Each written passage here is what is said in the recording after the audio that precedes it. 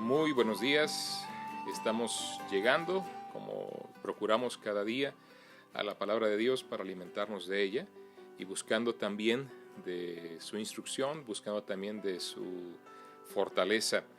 Hoy quiero iniciar esta serie de devocionales y esperamos que podamos continuar y hacerlo constante durante todo el tiempo, cada día. Tal vez excepciones puntuales cuando uno se encuentra viajando o cuando estamos en alguna ocupación y más ahora que estamos próximos a ocuparnos en otros lugares. Pero bueno, el asunto es llegar a tener ese tiempo que llamamos devocional.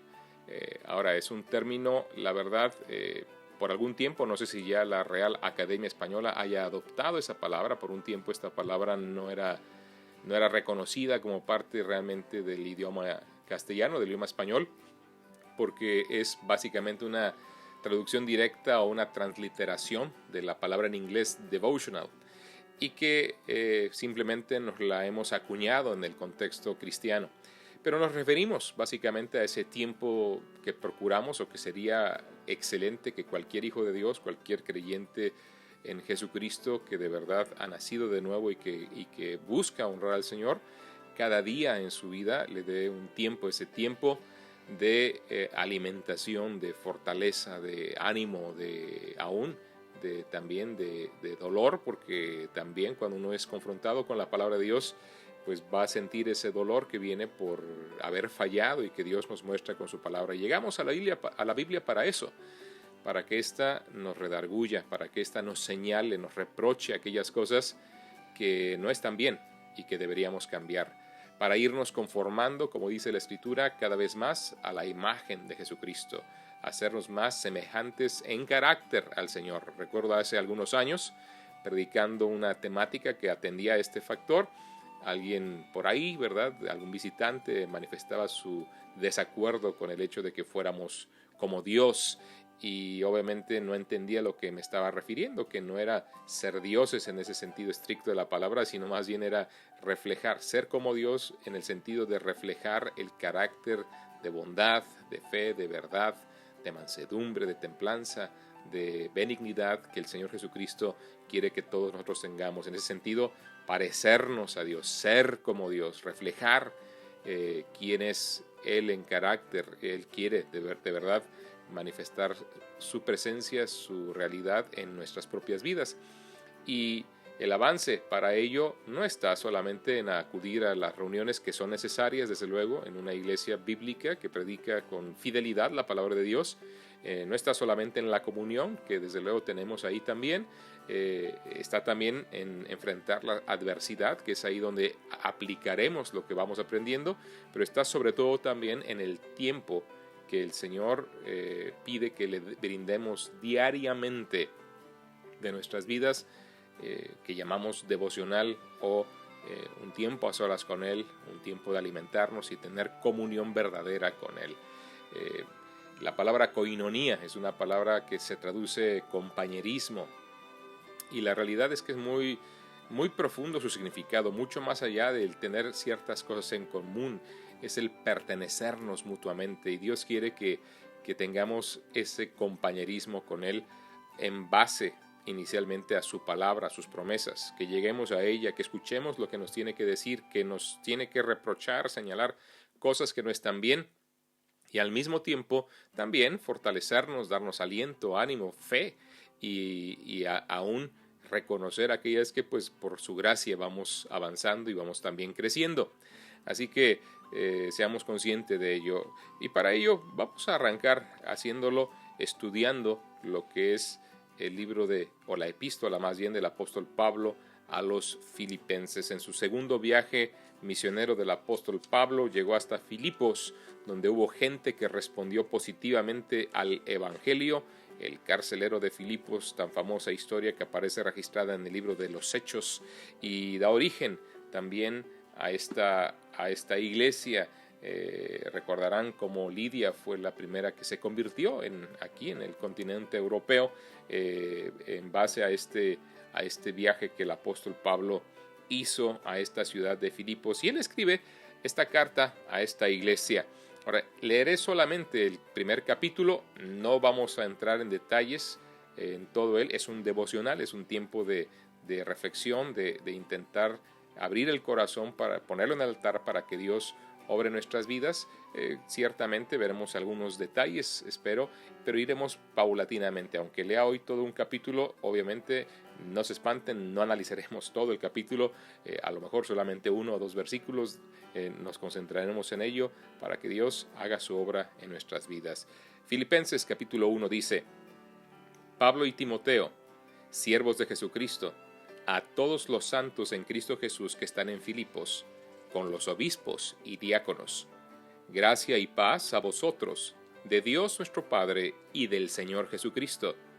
Doy gracias a mi Dios siempre que me acuerdo de vosotros, siempre en todas mis oraciones, rogando con gozo por todos vosotros, por vuestra comunión en el Evangelio desde el primer día hasta ahora, estando persuadido de esto, que el que comenzó en vosotros la buena obra, la perfeccionará hasta el día de Jesucristo. Como me es justo sentir esto de todos vosotros, por cuanto os tengo en el corazón, y en mis prisiones, y en la defensa y confirmación del Evangelio, todos vosotros sois participantes conmigo de la gracia. Porque Dios me es testigo de cómo os amo a todos vosotros con el entrañable amor de Jesucristo. Y esto pido en oración, que vuestro amor abunde aún más y más en ciencia y en todo conocimiento, para que aprobéis lo mejor, a fin de que seáis sinceros e irreprensibles para el día de Cristo, llenos de frutos de justicia que son por medio de Jesucristo, para gloria y alabanza de Dios. Quiero que sepáis, hermanos, que las cosas que me han sucedido han redundado más bien para el progreso del Evangelio, de tal manera que mis prisiones se han hecho patentes en Cristo en todo el pretorio y a todos los demás. Y la mayoría de los hermanos, cobrando ánimo en el Señor con mis prisiones, se atreven mucho más a hablar la palabra sin temor. Algunos, a la verdad, predican a Cristo por envidia y contienda, pero otros de buena voluntad. Los unos anuncian a Cristo por contención, no sinceramente, pensando añadir aflicción a mis prisiones, pero los otros por amor, sabiendo que estoy puesto para la defensa del Evangelio. ¿Qué pues? Que no obstante, de todas maneras, o por pretexto, o por verdad, Cristo es anunciado, y en esto me gozo y me gozaré aún, porque sé que por vuestra oración y la suministración del Espíritu de Jesucristo, esto resultará en mi liberación, conforme a mi anhelo y esperanza de que en nada seré avergonzado, antes bien con toda confianza, como siempre. Ahora también será magnificado Cristo en mi cuerpo, o por vida, o por muerte, porque para mí el vivir es Cristo, y el morir es ganancia.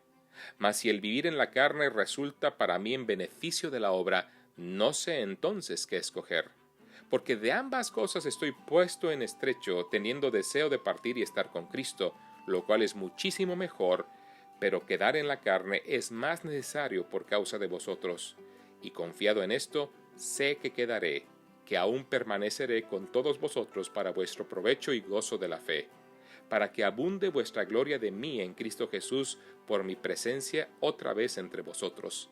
Solamente que os comportéis como es digno del Evangelio de Cristo, para que, o sea que vaya a veros, o sea que esté ausente, oiga de vosotros que estáis firmes en un mismo espíritu, combatiendo unánimes por la fe del Evangelio, y en nada intimidados por los que se oponen, que para ellos ciertamente es indicio de perdición, mas para vosotros de salvación, y esto de Dios.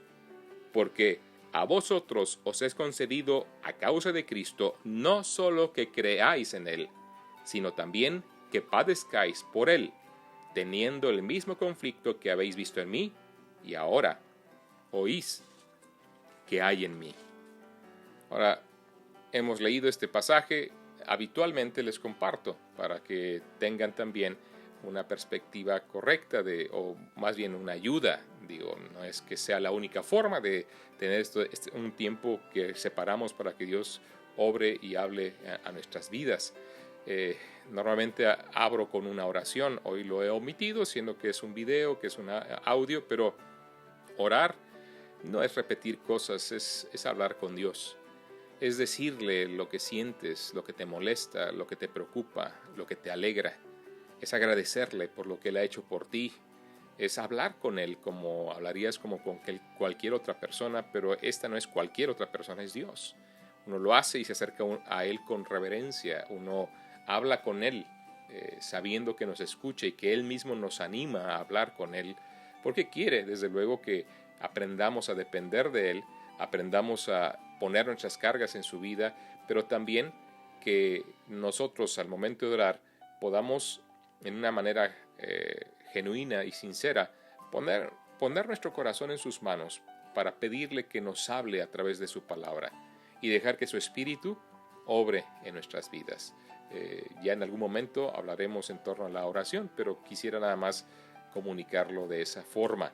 Y así como les estoy hablando, así como me estoy dirigiendo, viendo a la cámara, puedes tú, y bueno, muchas veces el asunto de la postura es discutido entre algunos, pero de verdad la Escritura no nos da indicaciones específicas de que si debemos o no asumir una postura física para orar. Habla de una, más bien, actitud del corazón. Y para el creyente en Cristo Jesús, atiende a entrar con confianza al trono de la gracia, a hablar con Él, para buscar, hallar gracia, dice la Escritura ahí en Hebreos, y también misericordia para el oportuno socorro. Normalmente nuestras oraciones están muy vinculadas a pedir favor, pedir ayuda, pedir provisión, pero no olvidemos que la oración también, hablar con Él implica adorarlo, hablar del corazón, reconocerle, agradecerle y en este caso sí pedirle, pero pedirle que nos hable y obre en nuestras vidas. ¿Qué dice Filipenses 1? Bueno, me llama mucho la atención muchas cosas obviamente de este capítulo, pero solamente voy a centrarme en los primeros 2 versículos realmente. Primero que nada, como Pablo con su colaborador Timoteo, una vez más habla de sí mismos como aquel esclavo que se sienten o se autonombran y se hacen de Jesucristo. La palabra siervos de Jesucristo, Pablo y Timoteo, siervos de Jesucristo, esa palabra siervo, él emplea la palabra en griego doulos, que quiere decir básicamente esclavo. O sea, no es un siervo cualquiera, no es una persona que se presta a servir a alguien, sino es una persona que se reconoce, le pertenece al Señor Jesucristo. Y es una de las actitudes que deberíamos siempre fomentar en nuestra propia vida, y es algo que me llama la atención, y cuando estoy meditando en la Escritura y encuentro estas declaraciones de lo que somos los siervos del Señor o lo que debiéramos considerarnos a nosotros mismos, no dejo de vincularlo con aquella ejemplo, ilustración que Dios nos deja en el Antiguo Testamento, como en el año de jubileo aquellos que habían sido esclavos de alguien, de acuerdo a la ley de Dios, tenían que ser dejados libres, pero muchas veces ese esclavo, estando trabajando también con su amo, sintiéndose amado por su amo, sintiéndose cuidado por él, sintiéndose bien con él, llegaba a ese momento en el cual podía salir libre y él decidía voluntariamente no salir libre, sino quedarse, y no quedarse por un periodo más de tiempo, sino simple y sencillamente quedarse con su amo el resto de su vida, y como señal horadaban el óvulo de su oreja en la puerta para que quedara claro que era una decisión personal, una entrega como esclavo a servir a su amo por amor, por reconocerle, por valorarle. Y ese es el cuadro, esa es la imagen que nos presenta Pablo al autonombrarse aquí como esclavos de Cristo Jesús, esclavos del Señor Jesucristo, esclavos por voluntad propia, esclavos por amar al Señor, esclavos que se reconocen que están para servir al Señor en cualquier término, en cualquier momento, sin importar el costo, porque se reconocen de verdad como pertenecientes al Señor. Y es glorioso el poder ver esa realidad, y es tremendo el poderla palpar y el poder nosotros mismos pues ver si nos reconocemos de esa manera, porque otra vez, cuando le pido al Señor que me hable y cuando le ruego que me muestre si estoy viviendo como Él quiere que viva y reflejando lo que Él quiere que yo refleje, y veo esto de entrada, tengo que cuestionarme directamente: ¿reconozco a Dios como mi dueño? ¿Al Señor Jesucristo como aquel que pagó mi precio con su propia sangre? Él derramó su preciosa sangre para poder darme libertad y para poder rescatarme por la eternidad y estar con Él por la eternidad, y reconozco el gran valor de ese sacrificio, me reconozco como alguien quien le pertenece. Podríamos hablar muchas cosas de eso, simple y sencillamente, y valorarlo en el corazón de cada quien. El uso del tiempo, el uso de mis talentos, el uso de mis recursos, el ofrendar a la iglesia, a la obra de Dios. Mucha gente que a veces decide dar para otras buenas causas y son libres de hacerlo, pero eso no es dar a Dios. Dar a Dios tiene que ver con reconocerlo a Él y apartar cierta cantidad para reconocer al Señor y entregarlo en lo que es el contexto de la adoración en la iglesia a Dios, para que también esos recursos sirvan para que la obra de Dios siga funcionando. Pero bueno, eso tendrá que esperar en otra temática, en otro momento. Pero la realidad está en que reconocer a Dios, reconocer que le pertenezco en tiempo, en recursos, en talentos, en vida, en esfuerzo, es algo que tengo que cuestionarme, es algo que tengo que dejar que Dios me señale y ver si de verdad me reconozco así delante de Él. Esa es parte de la profundidad de pasar un tiempo a solas con el Señor, buscando dirección, buscando alimento. Llega una porción y dice claramente que Pablo y Timoteo se reconocían como esclavos, como siervos de Jesucristo. Siervos, dice aquí directamente, de Jesucristo. Y la pregunta es, ¿te reconoces? ¿Me reconozco yo como un siervo que estoy sirviendo por amor al Señor y que reconozco que le pertenezco en todo lo que soy, lo que tengo, lo que podré llegar a tener? Dice él ahí mismo también que se dirige a todos los santos en Cristo Jesús que están en Filipos, con los obispos y diáconos.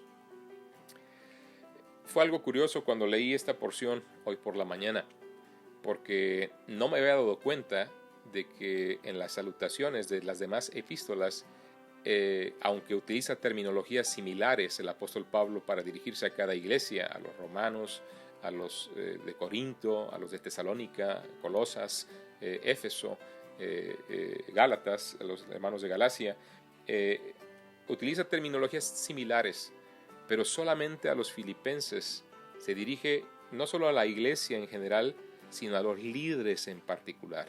Eso es de llamar la atención. Y yo, como alguien quien predica la palabra del Señor, alguien quien Dios ha llamado al liderazgo, a asumir una posición de liderazgo en el ministerio, tengo que tomar nota de eso, porque particularmente esta epístola, Dios me está llamando la atención en función a que preste oído a lo que tiene que decir el apóstol en torno a las cosas que vienen adelante, porque no es solamente un tema general de la iglesia, sino aquí particularmente me llama la atención poderosamente eso, que Pablo se dirige a los obispos, a los ancianos, a los dignatarios o a los pastores, como se utiliza el título y se intercambia, refiriéndose a la misma persona. Anciano, obispo, pastor, es la misma persona, es el mismo oficio, con diferentes rasgos de reconocimiento en torno a su dignidad, obispo, anciano, en torno a su función, pastor, ¿verdad? En torno a su trabajo como supervisor, episcopos, sobrevedor, alguien que está cuidando de la obra, sobreviviendo de ella, cuidando de ella. Pero bueno, es a ellos a quien se refiere, a los pastores, a los obispos y a los diáconos, a los sirvientes, a los que son la mano o debieran ser la mano derecha del pastor para seguir adelante con la obra del ministerio. Y esto me llama poderosamente, insisto, la atención, porque quiere decir que Dios tiene en este libro, en esta pequeña carta, un mensaje especial que debe traer gozo a mi vida, porque como reconocemos, esta es la epístola del gozo, y esta epístola fue escrita estando Pablo en la cárcel, esperando que se diera el veredicto de un juicio donde podría ser ejecutado. Y sin embargo, a pesar de estar en esa situación tan lamentable, entre otros muchos problemas, el apóstol escribe una epístola para dar ánimo, estando él mismo animado. Y de algo tengo que aprender yo particularmente como pastor de esta realidad, pero es obvio, cualquier otro hijo de Dios, pero me llama, insisto, la atención a esto.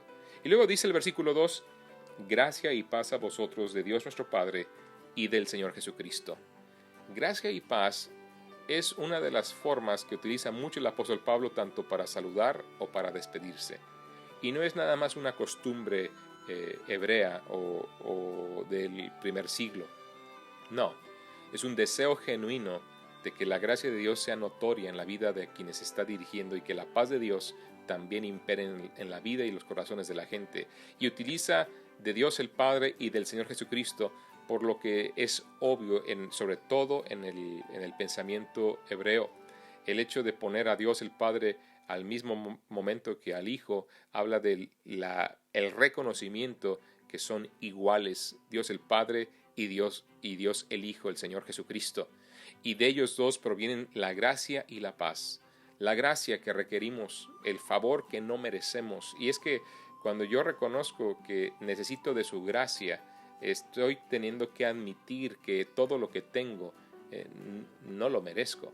Tengo que reconocer que las cosas que hoy recibo son por gracia del Señor. Pero al mismo tiempo, Él está saludando de esta forma, deseando gracia, deseando la presencia de Dios, deseando la bendición de Dios y los favores de Dios en los creyentes de Filipos.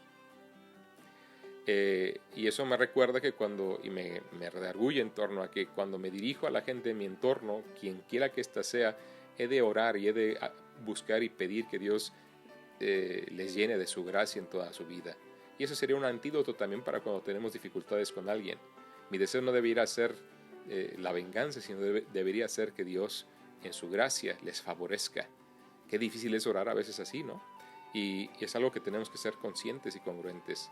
Pero no solamente la gracia de Dios, que cuando yo reconozco la gracia de Dios, cuando yo admito que no merezco nada y que todo lo que tengo es un favor, cuando sufro también me ayuda a reconocer que, bueno, estoy sufriendo, pero no merezco otra cosa, no merezco algo mejor y por lo tanto puedo enfrentar mejor el sufrimiento. Pablo estaba sufriendo y nos muestra que estaba sufriendo con una actitud correcta porque reconocía que todo lo que tenía era por el mero favor de Dios, por su gracia, y no merecía absolutamente nada. Así que al sufrir no se quejaba. ¿Por qué? Porque agradecía que Dios le daba mucho más de lo que merecía realmente.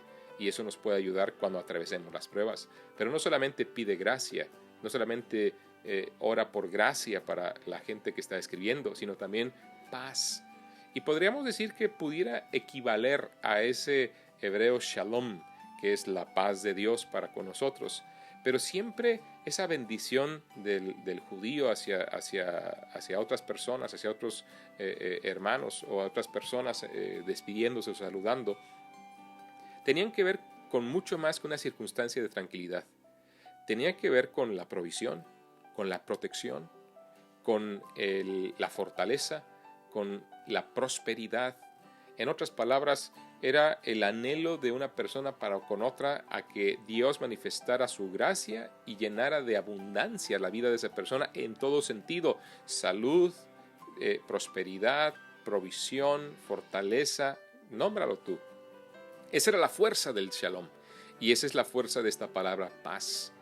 Paz que ahora el creyente en Cristo Jesús goza con Dios y la paz de Dios que también da en el corazón del creyente en Cristo Jesús. Por lo que esta porción, una vez más, se dan cuenta, 2 versículos sencillos y qué cosas tan tremendas ya hemos podido comentar. Ahora, uno lo puede desgranar e ir meditando en estas cosas, pero aquí el asunto es que yo me pregunte varias cosas. Una vez más, repaso y digo, ¿qué está enseñando el Señor? Pablo está hablando con Timoteo, escribiendo una carta donde se reconocen como esclavos de Jesucristo. Escriben a los santos, a los creyentes, a los miembros de la iglesia de Filipos, pero particularmente señalan también y subrayan a los obispos y diáconos, y desean gracia y paz para ellos, de Dios el Padre y del Señor Jesucristo. Esto es lo que dice y lo que enseña estos 2 versículos. Pero, ¿en qué me reprochan? ¿Qué me hace falta? ¿Me hace falta valorar la gracia en mi vida, reconocerla? ¿No estoy viviendo con la paz de Dios o no estoy deseando la gracia y la paz de Dios a otros, orando que Dios manifieste su gracia para con otros, como Pablo lo hacía a los filipenses? Como pastor, yo también necesito ser lleno de gracia y de paz, pero también de la bendición y de la instrucción de otros. Y por eso Pablo se dirige no solamente a los miembros de la iglesia, sino particularmente a los obispos y a los diáconos. Yo tengo que ser humilde para reconocer que también necesito esa instrucción. ¿Lo necesitas tú? Claro que sí, todos lo necesitamos. Y yo te animo a que veas si te hace falta algo de eso, que te arrepientas, que nos arrepintamos, le pidamos perdón a Dios juntos y veamos si estamos dispuestos de verdad a cambiar. Porque no nada más es reconocer que estamos mal en algo, sino si estamos dispuestos a ser corregidos, a ser transformados. Y una vez que decimos que sí, porque espero que tú como hijo de Dios decidas que sí, la pregunta que sigue es crucial. ¿Qué vamos a hacer para que estas cosas, estas situaciones cambien, sean nuestras de nuestra vida? Bueno, en el caso mío, concretamente, reconocer que le pertenezco al Señor empieza por ser generoso en la obra de Dios y aprender a dar. El diezmo es un buen principio. Si no tienes la costumbre de dar, empieza estableciendo el diezmo en tu vida. Y de ahí crece, porque el diezmo no debe darse por obligación. Como cualquier ofrenda al Señor, debe darse con un corazón alegre. Pero el diezmo es un buen principio para saber cuánto puedes empezar a dar. Es la sabiduría de Dios que estableció desde antes de la ley siquiera, y aún según el sacerdocio de Melquisedec, el cual es el Señor Jesucristo, en el libro de Hebreos, prevalece para siempre, al cual Abraham le entregó los diezmos, dice la Escritura, de todo el botín que había conseguido. Ahora, establece eso, establece también tiempo para honrar al Señor, compartir su palabra, hablar del Evangelio con otras personas, acudir a las reuniones que también necesitamos, y aunque sea un pastor o líder espiritual o maestro, requerimos ser alimentados en el Señor. Por lo tanto, no menosprecies la instrucción, no menosprecies la enseñanza, busca instrucción bíblica que todos requerimos para alimentarnos, pero más aún, busca todos los días tomar un tiempo para meditar en la palabra de Dios y busca no solamente recibir la gracia, recibir la paz, eso nos gusta recibir a todos, sino también busca brindarla a tu entorno. Es lo que yo quiero hacer. ¿Y cómo lo voy a hacer? Orando por la gente, orando por aquellos que tal vez en algún momento me han ofendido, pero que necesitan también la gracia del Señor y que Él y solo Él puede ayudarles en la situación que están viviendo. Nunca pensemos que tú y yo no vamos a ofender a nadie. A lo mejor seguramente lo hemos hecho y también requerimos de esa gracia para nuestras vidas, pero pidamos también que Dios llene de paz, de abundancia, protección, seguridad a aquellos aún que sintamos que no lo merecen, pero nadie lo merecemos, que recibamos las cosas como es por la gracia de Dios. Bueno, hasta aquí en este día. Ya habrá otro momento para analizar y veremos que podamos seguir analizando versículo a versículo. De momento nos despedimos y nos vemos pronto. Dios les bendiga.